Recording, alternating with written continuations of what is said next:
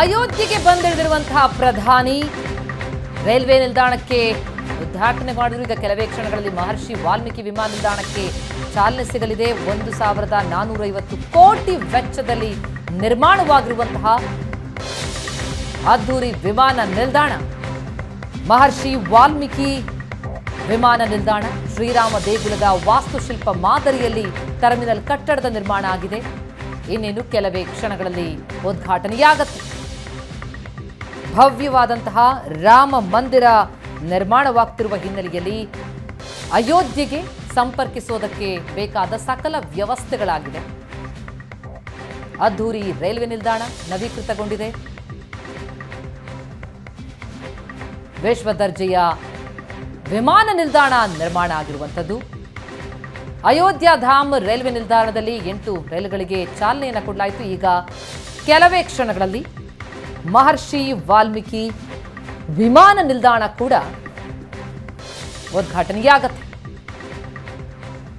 1450 ಕೋಟಿ ವೆಚ್ಚದಲ್ಲಿ ನಿರ್ಮಾಣವಾಗಿರುವಂತಹ ವಿಮಾನ ನಿಲ್ದಾಣ ಅದು. ರಾಮ ಮಂದಿರದ ರೀತಿಯಲ್ಲಿ ಅಂದ್ರೆ ಅದೇ ರೀತಿಯ ದೇಗುಲದ ವಾಸ್ತುಶಿಲ್ಪದ ಮಾದರಿಯಲ್ಲೇ ಟರ್ಮಿನಲ್ ಕಟ್ಟಡ ನಿರ್ಮಾಣ ಆಗಿರೋದು ಅಯೋಧ್ಯೆ ಇತಿಹಾಸ, ಪರಂಪರೆ ಮತ್ತು ಅಲ್ಲಿನ ಕಲೆಯನ್ನ ಪ್ರತಿಬಿಂಬಿಸುವಂಥದ್ದು. ರಾಮಪಥ, ಭಕ್ತಿಪಥ, ಧರ್ಮಪಥ, ಶ್ರೀರಾಮ ಜನ್ಮಭೂಮಿ ಪಥ ಏನು ನಿರ್ಮಾಣ ಆಗಿದೆ ಅಯೋಧ್ಯೆಯಲ್ಲಿ, ಅದರ ಜೊತೆಗೆ ಅಯೋಧ್ಯೆಗೆ ಸಂಪರ್ಕಿಸುವುದಕ್ಕೆ ಬಹಳ ಅನುಕೂಲಕರವಾಗಿರುವಂತಹ ವಿಮಾನ ನಿಲ್ದಾಣ ಕೂಡ ವಿಶ್ವ ದರ್ಜೆಯ ಏರ್ಪೋರ್ಟ್ ಸಿದ್ಧ ಆಗಿದ್ದು ಈಗ ಪ್ರಧಾನಿಯಿಂದ ಚಾಲನೆ ಸಿಗಲಿದೆ.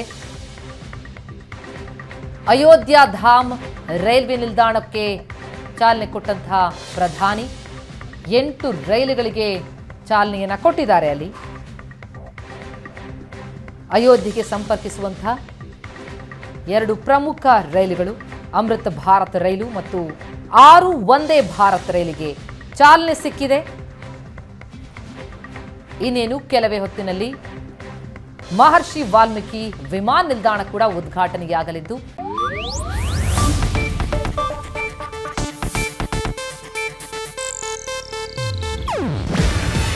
ಇದು ಏಷ್ಯಾನೆಟ್ ನ್ಯೂಸ್ ನೆಟ್ವರ್ಕ್ ಪ್ರಸ್ತುತಿ.